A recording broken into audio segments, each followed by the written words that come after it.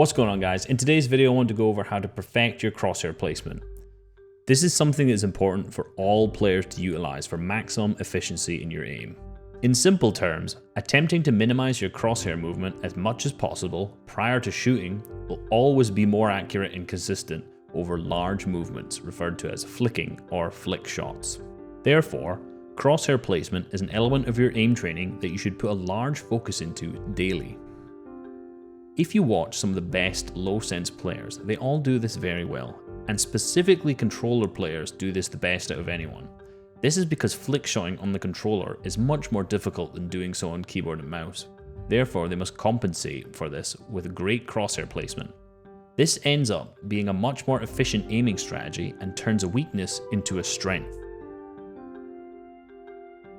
I like to split up crosshair placement into 3 categories. Number 1. General crosshair placement. Number 2. Crosshair placement when breaking builds. Number 3. Crosshair placement when confirming an edit. So first, let's get into general crosshair placement and how to perfect it. To master crosshair placement, you must predict where your opponents will peek from and align your crosshair to where their head will be. Let's look at the clip from Atlantis Lecce and note his crosshair placement. Line of sight to the player has been lost behind the hill. However, Lecce lines his crosshairs up to where he thinks the opponent will be. Note how when he uncrouches, the crosshair is nearly exactly over the opponent and he manages to get a high damage burst shot off. Tape the clip you see in the background. Notice how I'm tracking the opponent through the build. This allows me to then pre-fire, aka predict when to take the shot when he appears around the corner. The enemy had no chance to react to the shot and it wasn't able to damage me in return. You can see this again in the clip where I'm tracking the opponent through the wooden wall and have my crosshair lined up to where he'll appear from. This nets me a large 148 damage pump, which wins me this fight.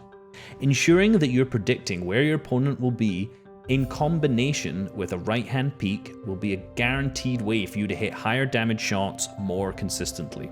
So let's get into crosshair placement when breaking a build. In a nutshell, you want to line your crosshair up to the first tile of the edit that you're about to do as you are breaking the wall. This means that there isn't any adjustment time between you breaking the wall and starting the edit, and it's a much more efficient way to pull this combo off with speed. Fortnite is a game that the outcome of a fight can be changed by a few milliseconds difference, so learning this in your motor patterns is highly recommended. You can see in the background clip here by NRG Edgy that he does exactly this when wall replacing.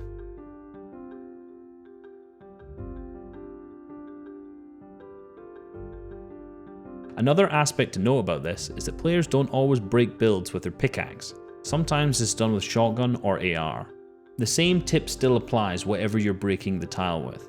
You still want to aim your crosshair at the first tile that you're going to edit just as the wall breaks. So the next section is crosshair placement upon confirming an edit. The idea is that upon confirming your edit, you want to already have your crosshair placed over or around the enemy's head. This can be done in 2 ways: direction of your edit and intentional adjustment of the crosshair. So let's take a look at direction of edit. I'll use the bottom right triangle as an example.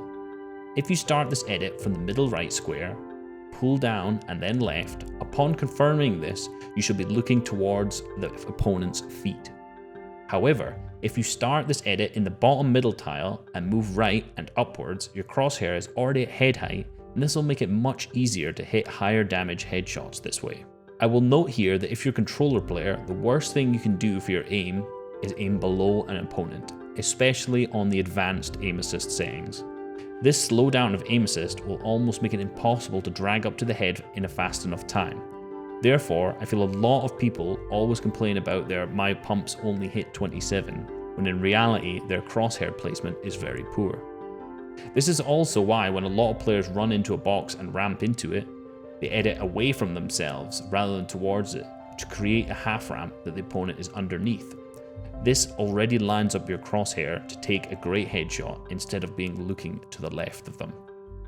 So the next step is what I call intentional adjustment. This is where prior to confirming your edit, you are going to realign your crosshair to over the player's head and then confirm. Now most people focus on editing with as much speed as possible and forget this aspect out. This is why they end up with sloppy edits. You can do this strategy on every edit and with every build piece when you're not using edit on release. However, when you're using edit on release, you must get creative. For example, with the ramp, you can half edit it and then move your crosshair back over those same tiles without deselecting them. This can be useful in the Mongo Classic to align your crosshair back over the head rather than the feet. Another good example would be the top row edit. You can move your crosshair back to the top middle without deselecting.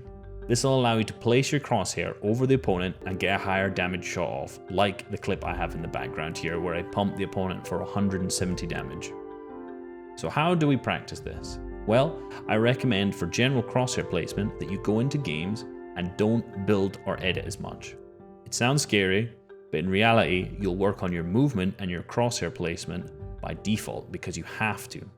For the crosshair placement on wall replacing and on edits, probably have existing muscle memory on how to edit, I would presume. So the best way to improve on this is to repeatedly make perfect edits. In order to do that, you're going to need to slow down all of your movements you make. You can see in the background clip that I'm moving extremely slowly while going through this edit course, and that's exactly what you should do at the start. Each day, you should try to speed up the edits a little bit until you can get them perfect with good crosshair placement. Remember, if your edits are messy and inconsistent, slow them down. If they're clean and you aren't missing any, speed them up a little that day. Remember, the end goal is to have smooth, precise, and fast edits, with the end your crosshair placement over the enemy's head to allow for the maximum efficiency.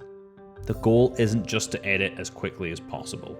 The map on screen is by Raider464 and it's his practice box fight map, and it's my personal favourite. It doesn't have every edit that you will do, but it has some really great sections to practice on, so I recommend you try it out along with your favourite edit courses.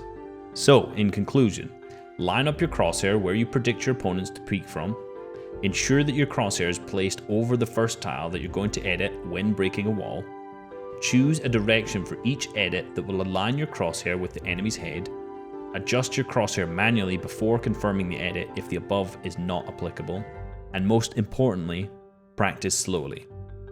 Hope you guys enjoyed the video and learned a lot. This has been Resub for skillcamp.com. Thanks for watching and see you next time.